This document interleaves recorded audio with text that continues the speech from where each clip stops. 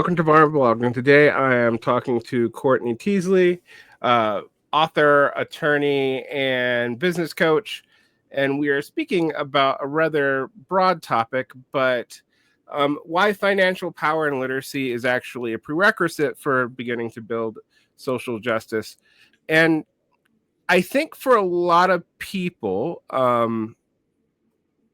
financial stability is not something they think about when they think about social justice. So why is that important and why is it often missed? First of all, thank you so much for having me here. Excited to be here, and thank you for that question. It's often missed because in this realm, we serve in the social justice realm where I serve a lot of my time naturally as a criminal defense attorney after 12 years, right? And so being with nonprofits, doing all the things, working hand in hand with them, but also having my own business and charging my value because, I was a very good lawyer. So I fought hard. I saw that through that, then through unseating a judge and making Nashville history here, I saw that if we really wanted proactive change, right? Proactive change, meaning any kind of change that is going to come before someone in the criminal justice system is found guilty or pled guilty, right? We know 97% of people take pleas. That's all reactive. Everything after that is reactive. Rehabs, all the different things, the programs, prison ministries, whatever. Everything before that is proactive. So if we want to actually put a dent in mass incarceration, right? If we actually want to be effective in actually bringing some systemic change here, we have to be more proactive. And when we do that, we need money to do that. A lot of times you'll see some people who are trying to be proactive, maybe mainly some grassroots organizations, or they have some initiatives, but maybe that money fizzles out. Maybe donors or people don't like how they're fighting, or maybe whatever the situation is, they can't continue it. It's not sustainable, right? They can only help a very small few. And so when we want to make change on a larger scale, we definitely need money in our pockets to do so. What do you think is one of the biggest limitations to people having money? I mean, what are the things I think about? I mean, there's obvious a million limitations to people having money, but what are the things I think about when we talk about like left organizations who advocate for social justice?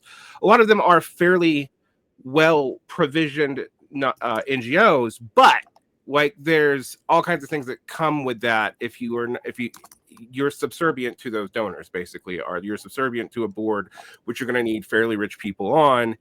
And for a lot of these communities, those people are going to be from outside of your community. So how do you start to build that wealth with the number of systemic blockers that are in place for a lot of these communities?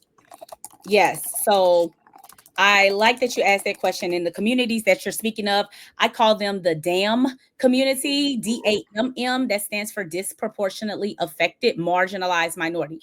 And so when you're talking about these communities, and we know that we're systemically disadvantaged from the beginning, right? We don't come in with generational wealth. We don't come in with the legal knowledge or know-how, business knowledge of anything of that nature. And so when we think about how, like you said, what you named the nonprofit industrial complex, right? What that looks like, what we have to do, all the money you need people. That's normally where we're focusing our efforts. We're saying, oh, only you guys worry about fighting the world's largest issues, right? And you need to do it all based off the dime of someone else who really can't identify with the issue. Probably on some level they care, but really don't know, like, is the money I'm giving really effectively being used here? Is just paying somebody's salary, right? for another couple of years. And so how we start to build wealth is we transition. Like, we're in an age now where building wealth, owning your own business, right, couldn't be easier. Right? You literally can do all types of things, whether you are, you have a skill, you want to do something on social media, which is $1 billion industry, right? The digital industry. You want to do something there. Or if you want to go over here and you want to, You can write a book if you want, but you can create courses around it. You can do all types of different things. You can start an actual, I know somebody here in Nashville has a tech school, right? They created they use their information and they created tech school. Like myself, I took my legal knowledge and I created legal courses and legal books and things of that nature. So whatever your background is in, there's a way for you to make money, right? And so what I advocate on behalf of is that people start using their own skills and expertise to create businesses, right? You create wealth, you create more ease in your life, you take away that financial pressure that a lot of us live up under, right? Because so many of us are not under the poverty line, but you may be above it, but the rates of cost of living is astronomical. So it doesn't matter when you're when you have the most debt, which we know Black women carry the most debt, most student loan debt, right? And so we know all of these things that are affecting our community. We've gone to school, we've done all this these different things, but we never got business knowledge. Any lawyer you ask, I'm a lawyer, is going to tell you, hey, no, I didn't learn how to run a business in law school. Which is why the ABA showed that only 1% of lawyers had their own practice to begin with. They don't know how to run a sustainable practice. So anywho, all of this I'm saying is that we have to start owning and grow and building our wealth through business, right? As one realm, using our expertise. And then when we're doing that, we have the autonomy and ability to be like Ben and Jerry's, to be like Tom's, right? To have a mission behind what we're doing. I did it so much as a lawyer. Like I didn't need to be a public defender for me to be able to give deals and to create payment plans for people who did not have the funds all up front. So we have that ability, and that's what I advocate on behalf of, is that we create our businesses and we create them to address some of the most systemic issues. And then in doing that, you're going to create a lot of profit, but you have the opportunity to make a lot of impact at that same time. You have to mandate it, have it be a part of your brand, your mission, your values, right? How you show up. One thing I think a lot about this is general financial literacy for the way, even say financial products that the average American has access to, such as 401ks, is really low. Like, something like 68% of the United States has some investment in the stock market, but almost none of them really know how it works. Yes. So how do you combat that, particularly when, in a time period like right now where investments seem volatile, barriers to entry are low, but possible consequences are quite high? I love that question. So, okay. And I had to take notes because the lawyer in me, my brain will go off and sometimes I'll forget to close the loop. I apologize in advance. But with the financial literacy, this is the big part of the big three that I teach, lead directly to mass incarceration, is that the DAM community, disproportionately affected marginalized minority community, is undereducated in criminal justice literacy. You teach us ignorance of the law is no excuse for breaking the law. You don't teach us the law at all, right? And then you have civics. You teach us nothing more than, go vote, right? Not how to hold our elected officials accountable, not how to actually participate meaningfully as a citizen. And then finally, financial literacy, right? You keep us, when you already are growing up in a marginalized community, is usually impoverished. You don't see a lot, and you have no resources or people that you can trust to teach you about these things, right? You might know some people were talking about it. It's like, I don't really trust that. Do you know what you're talking about? There's a mistrust there as well. And so that brings me to what you were saying. You're saying, okay, we know that the average American, so it's not just in marginalized communities. We know that the average American, a white person as well, probably more than likely didn't get taught that in school. However, what I believe is necessary is at this time, we're now millennials, right? Well, not everyone. I'm sorry. I speak for myself.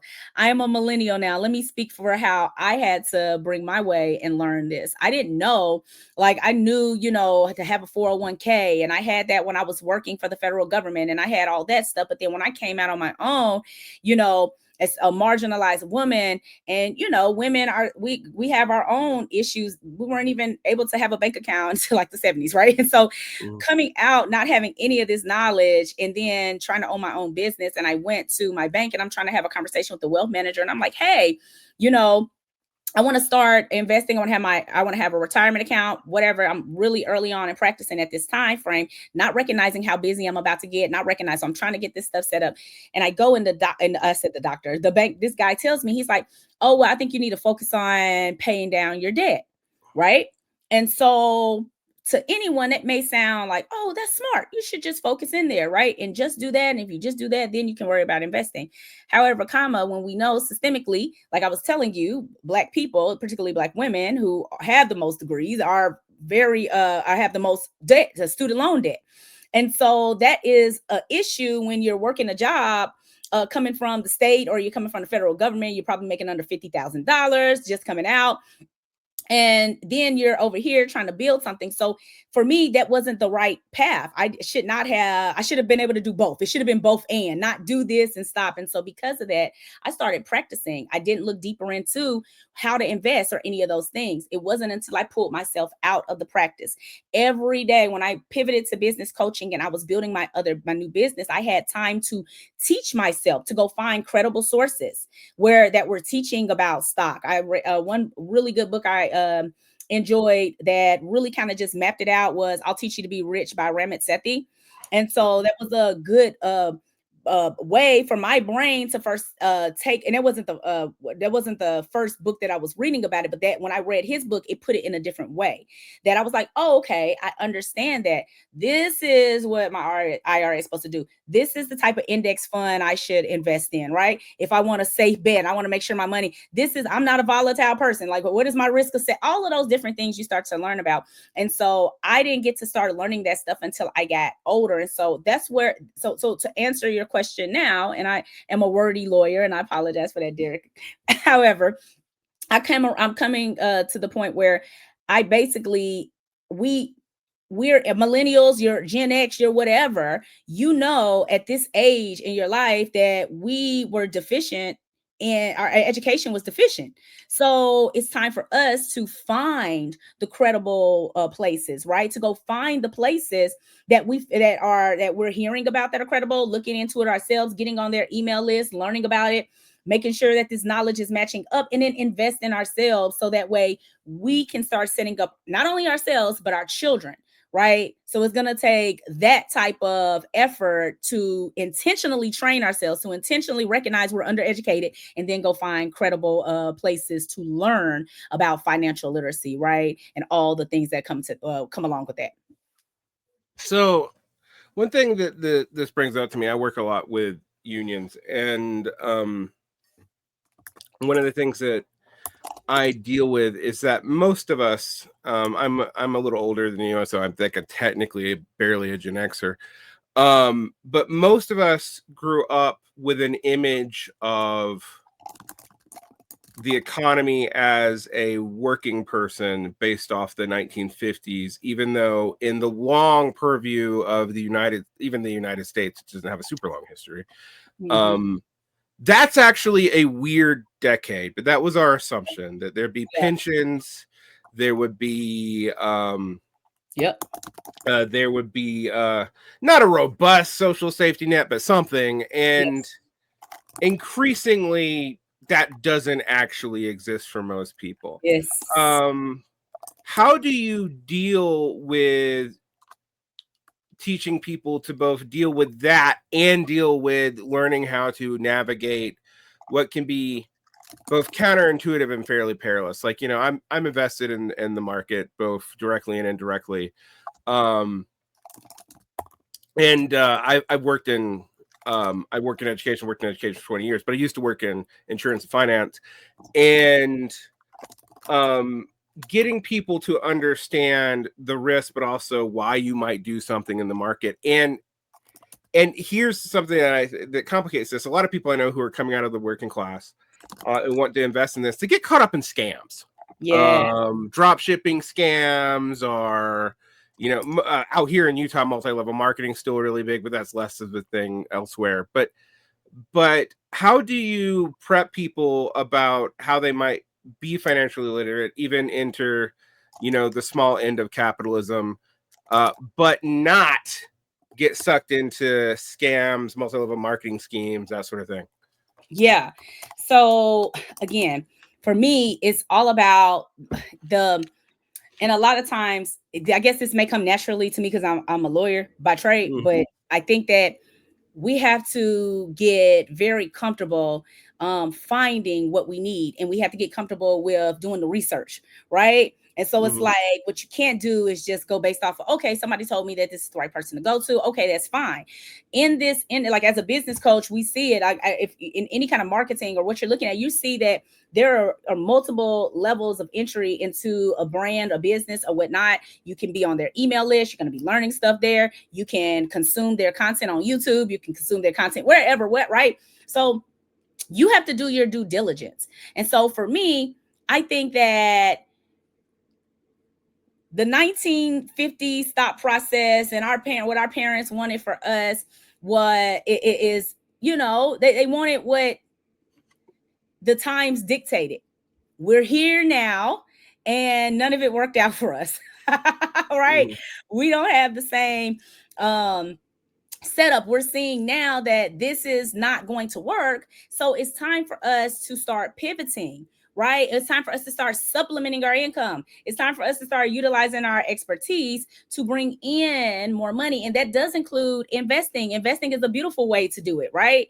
I totally totally transparent. Like I know how to invest. At this time, I'm trading. I know how to do all of these different things, but I took a year to go learn how to do it. Right. I took a course with Terry Ijeoma. Right. And it's about I think it was called Stocks 101 or how to take your first trade. That's the first thing I did. I consumed that content, which was like a challenge. And then it introduced me into it and it taught me all the foundational stuff. And I was like, ooh, I like this. I'm good at numbers. I'm good at these things. I know I can understand it. But I, as a lawyer, when I was so deep, heavy in practicing, I didn't have time to focus on anything else in my own opinion at that time, because I was so deep in the practice and I was doing it myself. And I didn't have a team. I didn't have an assistant. I didn't have assistance with my law firm, which is what prompted me to go become a business coach, so I could help the other lawyers that I was training to not burn out, right? Like I did, to learn how to scale your law practice instead of kind of just meandering around the $100,000 to $200,000 mark forever. And then now, boom, you drop it down because you don't want to do this anymore. And you're moving out. So what we have to do is put on our lawyer thought process, right? We have to recognize that we were not educated. The multitude of us were not educated on the big three: financial literacy, criminal justice literacy, and civics. But with financial literacy, we have to be diligent about reaching out and finding the places where this education is, right? That resonates with how we learn. Everybody does not learn the same. And I'm not talking about Black or white people. I'm talking about individually. We learn differently, right? You may be a visual learner. You may like someone like as a coach. Some people, they want to, they like to coach with me because you know that I'm going to give it to you like it is. I'm not going to sugarcoat it. We're going to have this conversation. I'm going to, really go deeper with you. I'm not just going to kind of like, oh, okay, everything, whatever. Some people want that might not work for everyone. So we have to find who's teaching in the way that we can consume it, right? In the way that resonates with us. And then we have to commit to it, commit to learning it, commit to being a beginner, forgive ourselves for the bad mistakes that we did make in the past, for not knowing what we just didn't know. And that's what keeps us stagnant, because it's shame, there's guilt, there's mindset problems in there, right?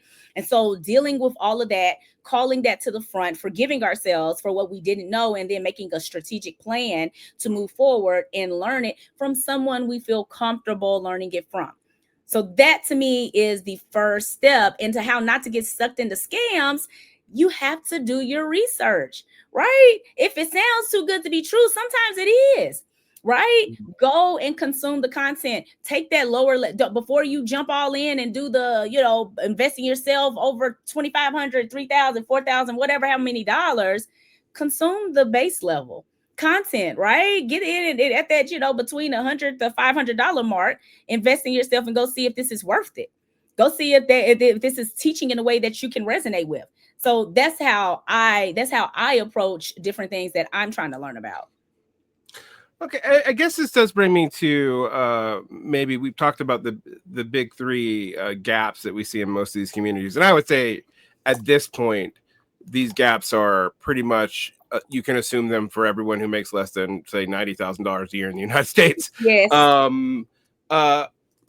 But what are some of the legal and criminal justice misunderstandings that contribute to this inability to acquire and accumulate wealth? Oh, wow. So to acquiring and all right, and I'm just making a note here so I don't lose my thought process. Okay. And so with the criminal justice system, the biggest thing here is what you have to understand is once you've been pushed into a system such as the criminal justice system that is it's built on nothing but probability, right? It's built on probable cause. Every single thing leading you into this criminal justice system is probable cause. So you probably did something. All right.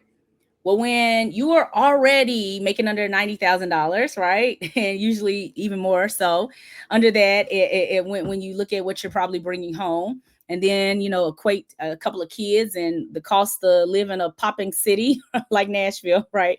And so, when you start accounting for all of that, any type of run-in with the criminal justice system is going to cost you greatly, because what happens is you need a lawyer. Okay, so I want to hire a lawyer. Now I make too much money to qualify for a public defender, right? I'm right there in that gap where I don't make enough, but so I have to hire a lawyer. That's thousands of dollars here. Then I'm caught up in this system for quite some time. And oftentimes, because I'm caught up in it for so long, I don't know the law. I don't know what my rights are. I don't know how to properly fight. How can I properly fight this case, right? Outside of what my lawyer's telling me. And then how do I account for when my lawyer is complicit, right? Or just incompetent, right? How do I account for these things? So all of that leads to lots of pleas. 97% of people take pleas in the criminal justice system. And once you are labeled with any kind of criminal record, it does make it hard to make money, right? You are branded from the beginning, or where are you, Derick? I'm in Utah, but I'm originally from Georgia, so awesome. Okay, so but over there is marijuana legal there? He said. So I say all that to just say that, we're people are still being punished for bare minimum having marijuana, right? When people over in Denver, I just left a conference. I was hosting a conference over there, and people are enjoying life. There's no issue. So when you can easily be pushed into the criminal justice system, when marginalized people are taking the brunt of it due to being over policed, all the different things that come along with living in marginalized communities, having any encounter is going to cripple you, right? Having any encounter with the criminal justice system can cripple you. And so as far and once you've been branded by the criminal justice system, it impacts your ability to make money. So that is why I advocate on behalf of having your own business, right? Because do you cripple yourself, right? You had a run in, you did, say for instance, whatever, you had something that could be considered marijuana, right? And then you have someone who's, you got a police officer who's tripping. They want to use that for probable cause just to search your car. And so now they're wasting your time, and now they've charged you with unlawful possession of whatever, something that could perfectly be legal here, like hemp, right? Because it looks and smells the same. And so now after all of that has happened, what do I do now? Right? I'm in the criminal justice system. I'm having to deal with all these different things. I don't want to keep going to court. I got to pay for a $3,000-$4,000 lawyer. I got to go to court for 2 to 3 years. I'm just going to take this plea. Right? It's easier. I'm gonna get it done with. Eventually, I'll do probation, eventually to come on my record. You're hoping, right? And so all of those different things lead to now I'm looking for a job, right? Because either I'm trying to pay my lawyer, I'm trying to pay some court costs, I'm trying to pay probation, whatever. I'm trying to pay something that is related to the criminal justice system. And so that's the issue. So that to me is how you can see the criminal justice system affecting someone once they've had contact with it, how it affects them from making money. Mm. Yeah, there's something that you brought up that I think a lot of people, and I mean even fairly educated people, have a blind spot about, and that is how little you actually have to make to get a public defender. There you go. I think most people think like, oh, someone of my income, I would, I'm not poor at all, but I would have a hard time sustaining a lawyer over a long period of time. One or two instances, not a big deal. I mean, it would be Right. hard, but I could do it. But you start talking about like a prolonged trial, and I'm going to declare bankruptcy. And when you factor that in with the fact that, like, sometimes there's a couple of states, particularly in the South, where both of us are from, where, getting a public defender, you need less than the poverty line. And the poverty line in America is ridiculously low compared to the cost of living. It's not been adjusted for inflation very much. At all. Is it still 30?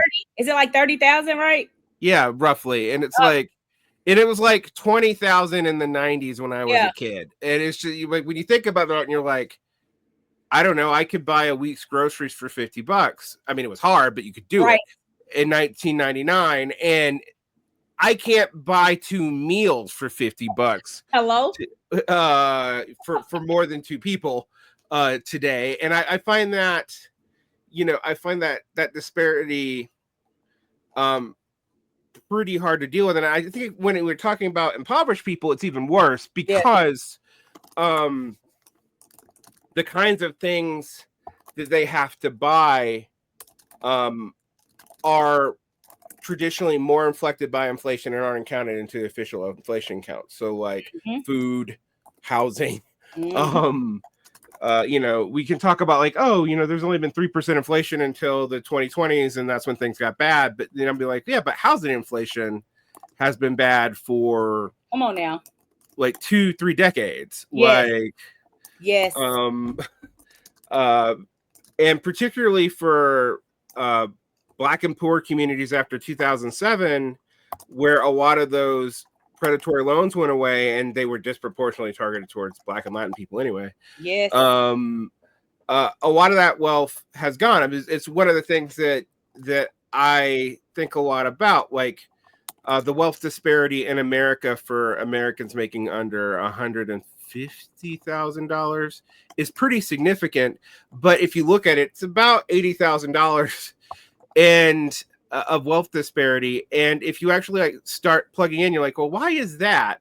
It's almost all in discriminatory home ownership things and the results of the Great Recession. You can explain 90% of it that way. And so when you go to these communities who, if they hadn't access to wealth at all, it was in relatively cheap home ownership. Yes. That's not available for most people now, not just most marginalized people. That's not available for most people at all. Yes. Under 50, unless they inherit their baby boomer parents' wealth, and that's hoping that their baby boomer parents' health didn't get lost in a reverse mortgage or something like that. Right. How do you help people figure out other ways to build wealth, since the only process most of these people have ever thought about as a means to do that is home ownership? And that really is going to be really hard for most Americans right now. Yes, that's huge. Okay, I love it. So I think some of the ones that we've already hit, right? So we know the stock market, that is why so home ownership is historically the one where you'll see a lot of people in Black communities, utilize that. And, I have friends that coach around that, and that I know that there's still money there. But I think that we have to diversify the portfolio, right? Like we have to have multiple eggs in this basket. Just being Gen X, millennials, where we are right now, we have to do that. So I think that we have to add the business aspect, right? We have to monetize your expertise, right? Find something that you actually love, monetize your expertise in a way that feels sustainable, that's natural, that's intertwined with your strengths and not your weaknesses, just so you can make money, right? We want to find something that you can sustain, that can actually bring in additional income. And I'm talking about at least I promise the majority of Americans know something, have lived through something, have done something that they can utilize to bring in at least $50,000 additional, right? If they want to. And so 11% of all women-owned businesses make under $50,000, right? They make right there between that $25,000 to $50,000 mark. So it is very possible. And so I think that being one route, and then the next route, let's learn about investing. It's time, right? It just is time. Like we're not taught it. It is a scary place, but it's time. It's a lot of quality companies and people that are teaching this. So much so I know that Black Women Invest is a huge one, right? They had a huge conference. They do a lot of different meetings around the world where people are able to come in a non-judgmental environment and learn about these types of things. We also have, like who I was telling you about, Terry Agioma, right? She is another one who has and I forget the actual name of her brand, but you have these people who are teaching you how to make income. Danielle Broadway, is that her name? Yes. So anywho, I'll link these people, but they're great people who it's not Danielle Leslie. I'm losing her name. Dominique Broadway, that's her name. All these people are teaching you how to make money, right? And so they're teaching you how to make money with your investments. Ramit Sethi, same one I was telling you, I'll teach you how to be rich. They're teaching you how to start building money. So you want to have your IRA, you want to have your 401k, you want to utilize that and make money, but you want to also learn how to make money in the stock market passively, right? Do you want to learn about trading? Do you want to learn about options? Whatever it is, it's time to diversify the way that you are bringing money in the door. And so I think this all goes back to the same thing you were saying, right? Yes, home ownership, that's a good one. Yes, you got your job. Okay, that's fine, right? Let's add some other things. Let's add investing. Let's add creating a product or a resource that can also bring you in money. I think that's what it's going to take. Yeah, I mean, one of the reasons I'm talking about this, I'm a capitalism skeptic, but I also, to survive as a teacher, have to run a side gig. And I can either run a side gig for someone else, or I can run a side gig providing an educational resource for my community, for myself. Yes. And that's a reality. Yes. My wife and I would have a hard time affording to live here off of just our straight salaries. And we are not, and I mean, I live in Salt Lake City, but we are not impoverished at all. Yeah. Like, and that's what I want to like get people to understand. Like when people talk about teachers don't make a lot of money, I'm like, yeah, relative to other people who have advanced degrees, yes, but like in the grand scheme of things, actually we do make a decent living. That's not the problem. The problem is like if we just follow through just on that and off of promised state benefits and stuff like that. And I've taught for 20 years. My state benefits have dramatically declined. Wow. In 20 years. Like wow. The pension stuff in Utah's okay, but like insurance availability and cost has gotten worse and worse and worse for us over the past 20 years. The secondary knock-on effects that we're supposed to get, have gotten worse. And a lot of people think, oh, well, the reason why you become a teacher is because you get all these good benefits and it's a stable job. After 2009, that's also not true. So it's, we've gone through, even though that we're like 20 to 30% under capacity, like we need, and that's for a declining population. If we were ever to have a population boom again, we'd be in real trouble. Even despite that, we still go through regular reductions in forces and having to move around in ways that just, for most of the 20th century, particularly after World War II, was not the case for this profession. Now, if you look at the long history of teaching, it very much is. This is actually kind of a reversion to a historical norm. But so I started the podcast. I keep it cheap. I keep a lot of the stuff for free, but I make an okay amount of money, and I do invest some of that money to be able to, eventually retire. And it's hard to get leftists in particular to get over, dealing with the market. Weirdly, as a critic of capitalism, I actually kind of know how it works. So like, Yeah. it gives me an advantage for figuring out investments, figuring out how to diversify my portfolio, having a portfolio in the first place. Right.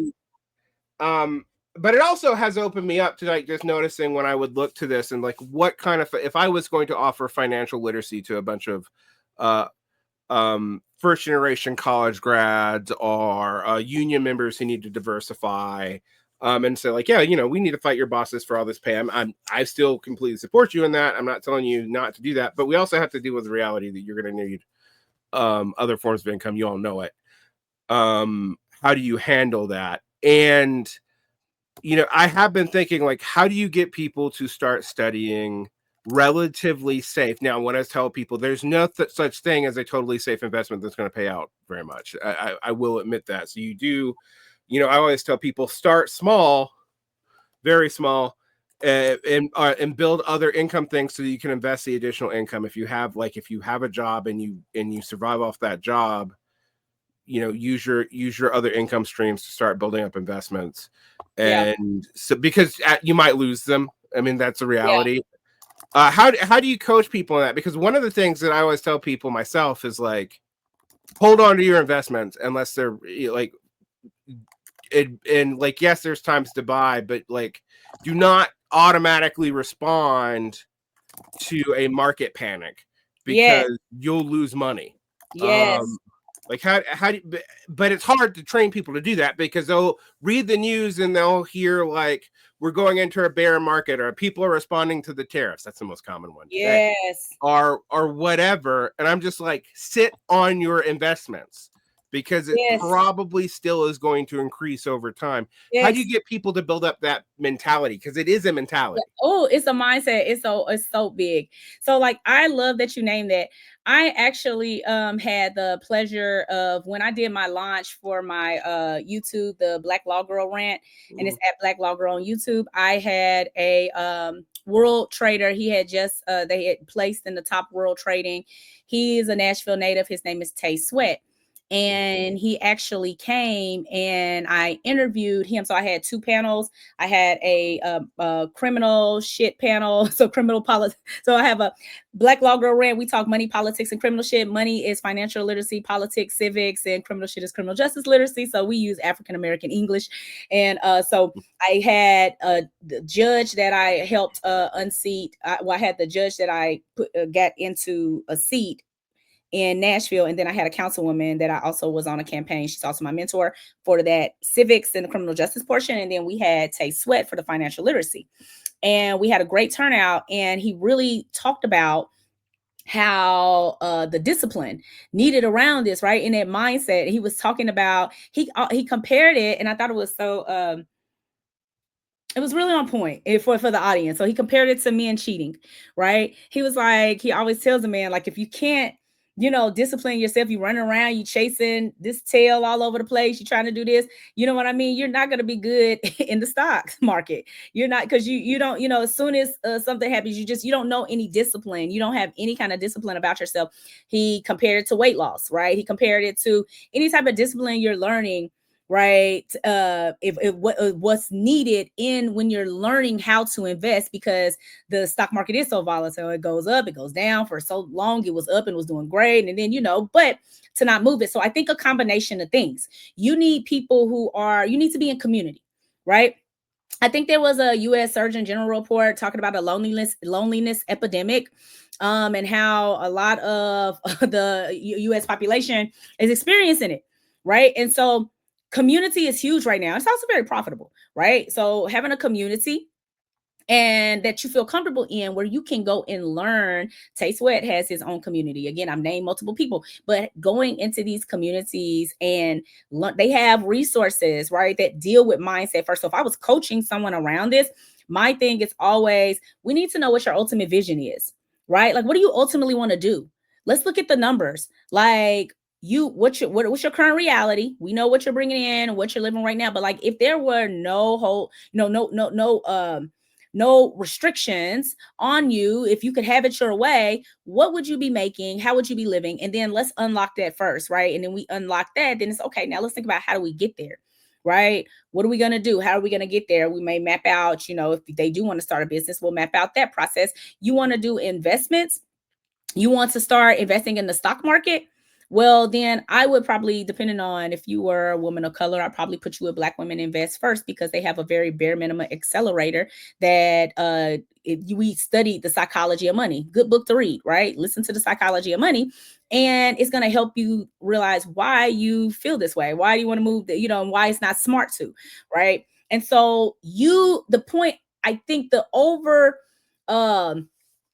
arching point I'm making here is you got to want to do this. This is work, right? It's just like when we were in school and we were being forced to learn stuff that maybe we didn't care about, right? Except now we have to learn these things. We have no choice. It's for our children's children. It's for us to be able to live better lives, right? It's for us to not just be working until we die. And so I don't conform to any of the titles, right? I don't feel like I'm a capitalist. I guess maybe I fall into this social entrepreneur type thing, but I feel like we know the world we live in. We know what this is, right? I mean, we want to eat. I love to eat. I'm a foodie. I want to eat well, right? I want to be comfortable. I mean, you have all of these things. You want your children to go to these schools. So not that we agree with how it is, but this is what it is. And so we have to live. And so we must adapt, right? And we must create it in a way that feels authentic to ourselves, right? Authentic to what our ultimate vision is. So if our ultimate vision is for you to live well and you're not concerned with anybody else, well, then that's on you. Let's create that pathway. But there are an abundance of people who are like, you know what? I care about this. I want to do this.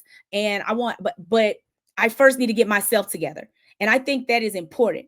So if we can get you out of a struggle, right? You're making good money, right? You're living your life, then you have way more energy and power to create, right? Innovate different things that are going to create a lot of impact. So I think that, hopefully I answered your question in there. I think I did earlier on. Mm-hmm. That actually does bring up an interesting thing. It is commonly said that there's no, ethical consumption under capitalism, blah, blah. You hear this all the time. And I to some degree, sort of believe that.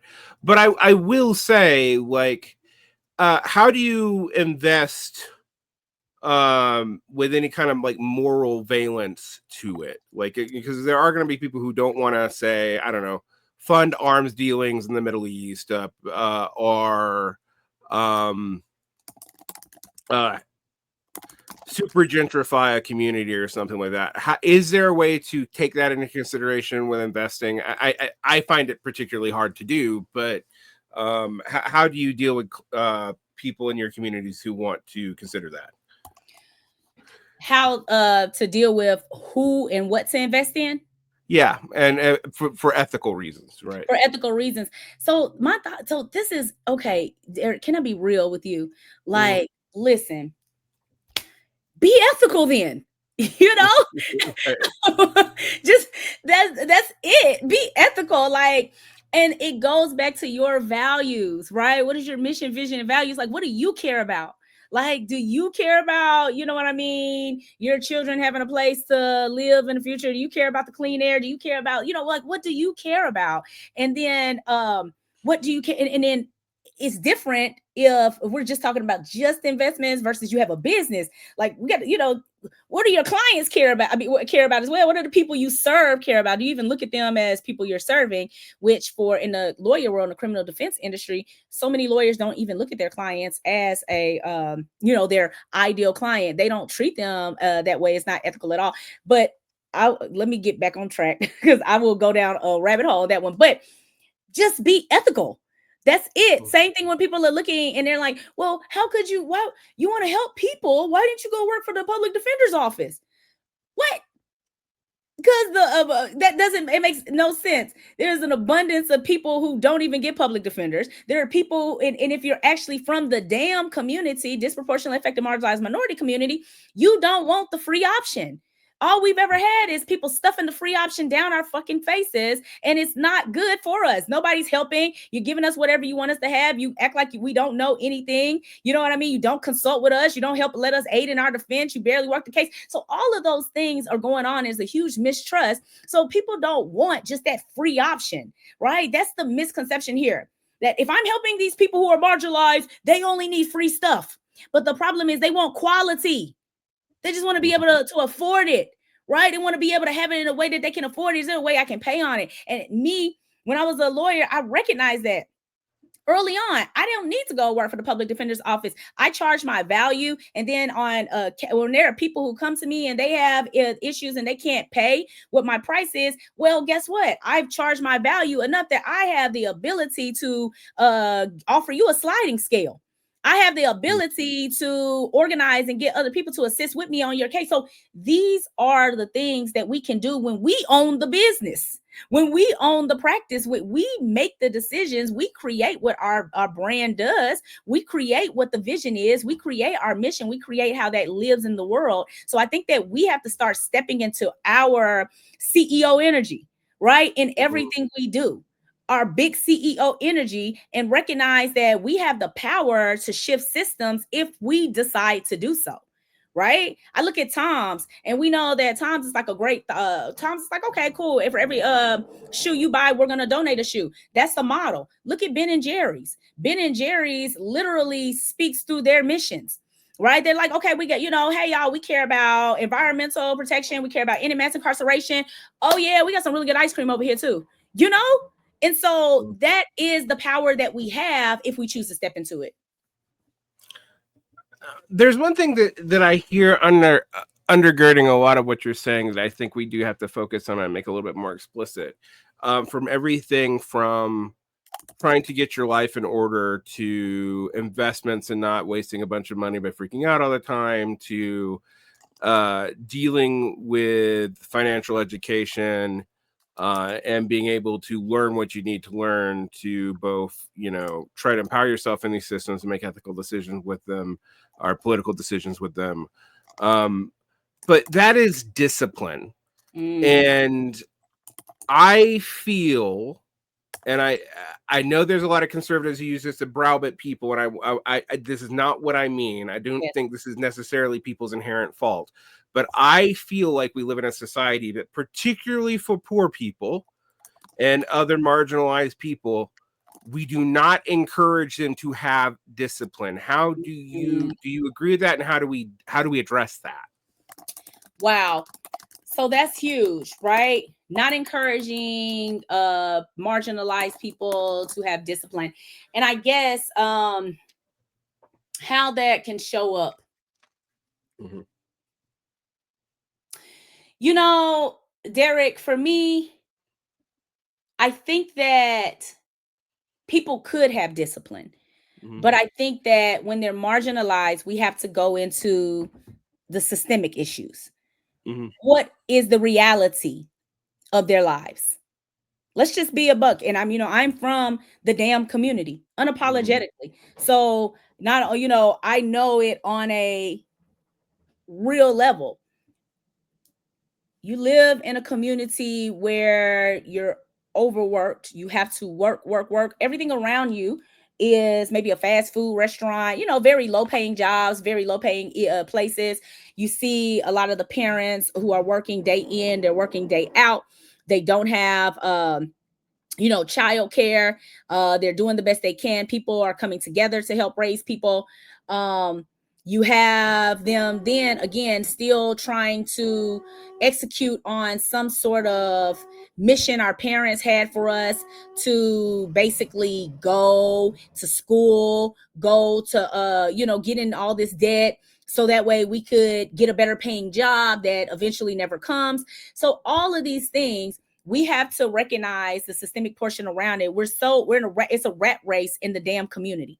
Right? It is a rat race, and every single day you're just trying to survive, and you don't have much time for a lot of things, such as, eating healthy, poor, a lot of poor nutrition because there's so many food deserts. Remember, I was just telling you about a place that I lived in. My parents, my grandparents raised me. because both of my parents were a product of the crack epidemic. And so on where I grew up, I remember nothing but fast food restaurants. And so I was doing an interview of a girl from Memphis who is a holistic healer. And she was just talking about how it's even stacked. You got a food place, you got a CVS to go get your pharmacy stuff, and you got a dialysis center, all of these different things. So that's what we talk when we're talking about food. That's just, so I'm saying these things because I want to take you to what it looks like to be in this community. And all you're doing is you're not working usually just 40 hours a week. You're working another job as well to make ends meet. Right. And then so with all of that going on and doing the best you can and trying to raise your kids and give them opportunities that you never had, trying to move around and find different things for them, I think that discipline, that they have discipline. They have discipline to keep going to work, right? They have discipline to keep trying to protect their children. They have discipline for the basic necessities, right? That's what they have discipline for, the basic necessities. However, when coming over here and you're adding something additional on, something that probably should have been taught to them while they were in school, how to be financially literate, where can they find the time to do that? They, maybe did let their dreams go forward. Like, oh, I didn't go to law. I didn't go to school so I could raise you and you could have this opportunity. So they never, ever made time for themselves to do anything, so focused on raising someone else. I know that was my grandmother did, she doesn't regret it. They don't regret it because, they're basically giving their lives in sacrifice to the next generation almost, right? And just getting you all to the point where you can go get this information and bring it back, right?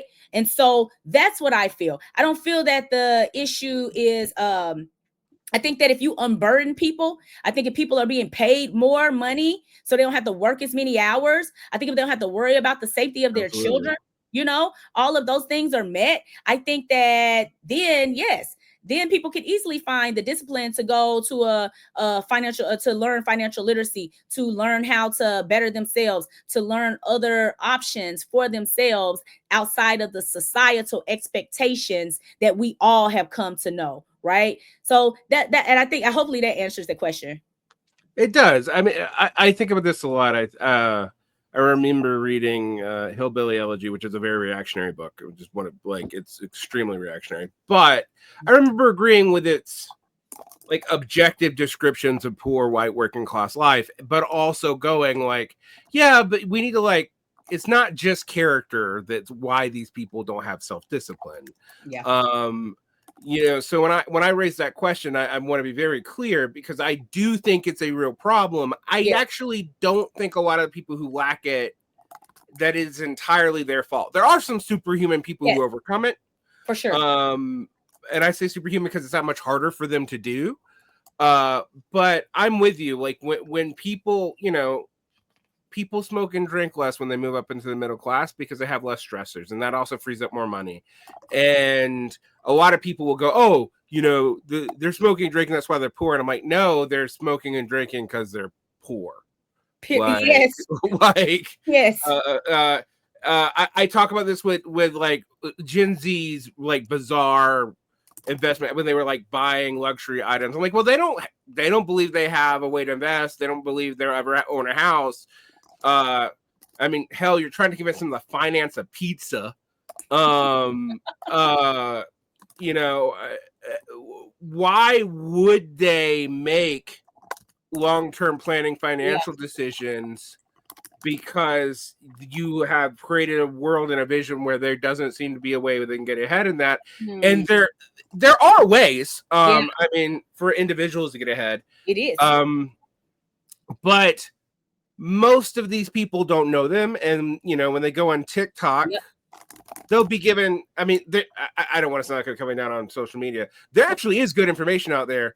But unfortunately, you have to know good information to find good information, because otherwise you're just going to get spiraled out into various schemes that the algorithms are going to throw at you because they're paying the algorithm to throw them out there. Yes. I do think that's like a real problem, particularly with young and marginalized people and poor people in general. But I want to remove the stigma when someone says, well, you don't have self-discipline. I think we need to say, yeah, that's true. You don't. But and let's not make excuses for that in the sense of like saying that, you know, sometimes leftists and liberals will be like, well, they can't do any better. Yeah. And I'm like, that doesn't help anyone. Yeah. Yeah. But let's also not blame you, because there's 1,000 reasons that are actually, if we put ourselves in this like mindset, why this was a logical bad choice. It's a logically maladaptive choice. And so this is something I'm thinking about, like trying to convince people to invest, because investments are, and I will say the barriers to investment are way lower than they used to be. Yes. Yes, they are. You know, like when I started, when I worked in finance briefly 20 years ago, even 20 years ago, it was kind of hard. You'd have to figure out a brokerage. You need a financial advisor. The brokerages were a little bit more closed off than they are now. I mean, now like almost anybody can open up a Schwab account if they want to, and just invest in index funds and start building some. Well, and they can do it with as little as $200. Yep. So they do need to like look at the fees and pay attention to that stuff, but it is a lot easier to do. You're no longer telling people, well, you're going to need $3,000 to pony up to even get into this market. That's not the case anymore. Yep. How do you like, what are you showing people to help them get into the let's just say the less deep end of the pool, so that they can start to build this wealth and take some of these risks without it being, you know, socially devastating? Because we do know that a lot of marginalized people are not going to be like Donald Trump when he gets to declare 6 bankruptcies. Right. They might get one. Yeah. So, you know, how do we help them with that? Yeah, I love the question. By the way, when you were talking about how people go on TikTok and find information, you're so true about, you gotta know good info to find good info, right? And we actually have a course. We had a course to be coming off soon on the TikTok that we did called Criminal Justice Literacy 101. We did that when it was I remember TikTok was going viral. It was a human talk craze, and so we jumped on that. And I would definitely recommend anybody want to learn about legal literacy to pop over there and kind of check that out.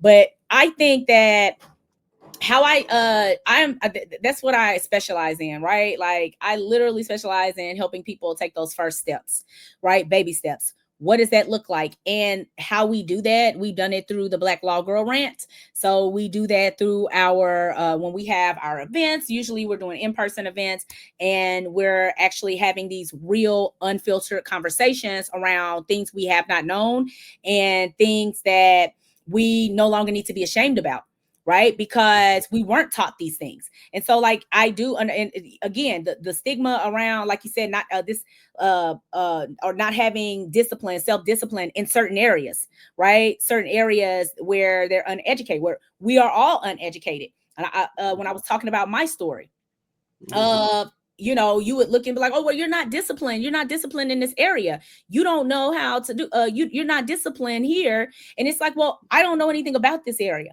And at this moment, I'm working like way over 40 hours a week in my own law practice. I'm trying to figure out how to own a fucking law practice. First of all, I'm trying to keep my clients happy, right? And do all this.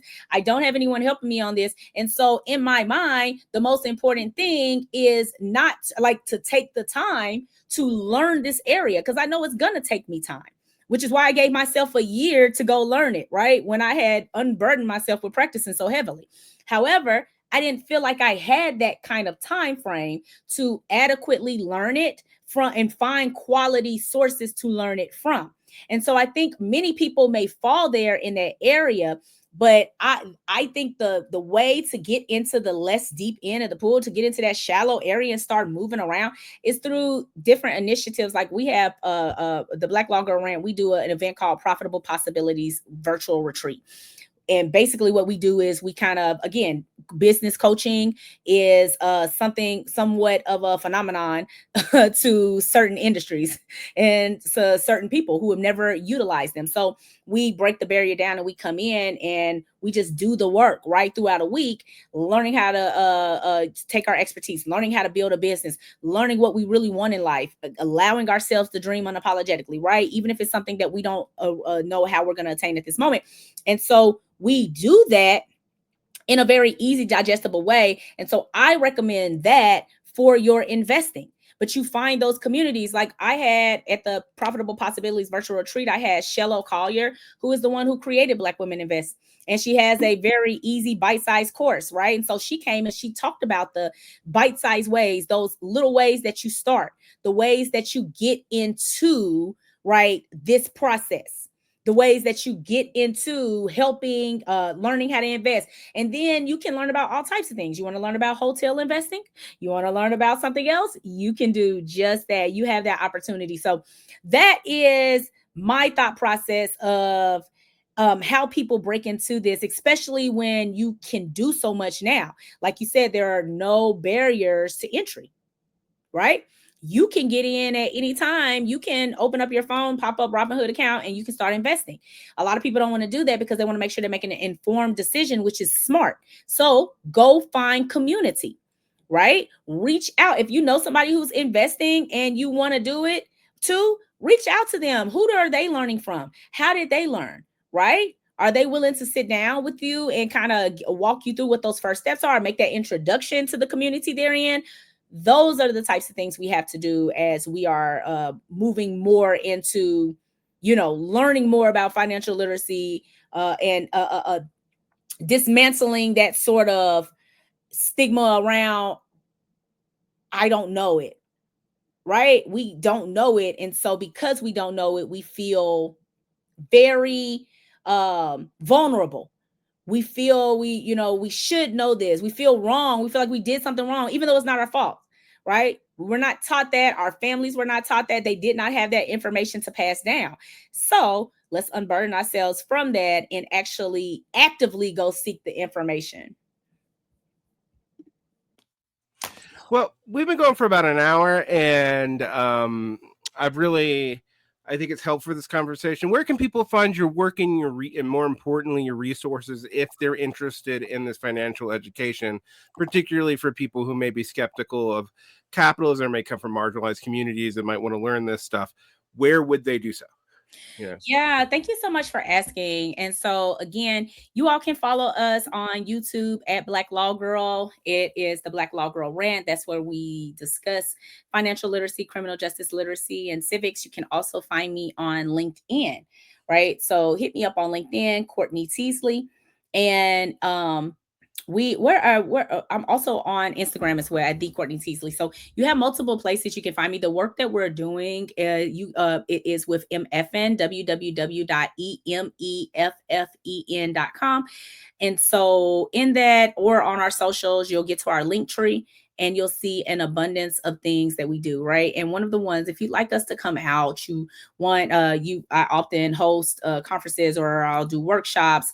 I work for a company, a multi-million-dollar coaching company called Hello 7, where we help a lot of women founders, marginalized founders scale businesses from 0 to 7+ figures.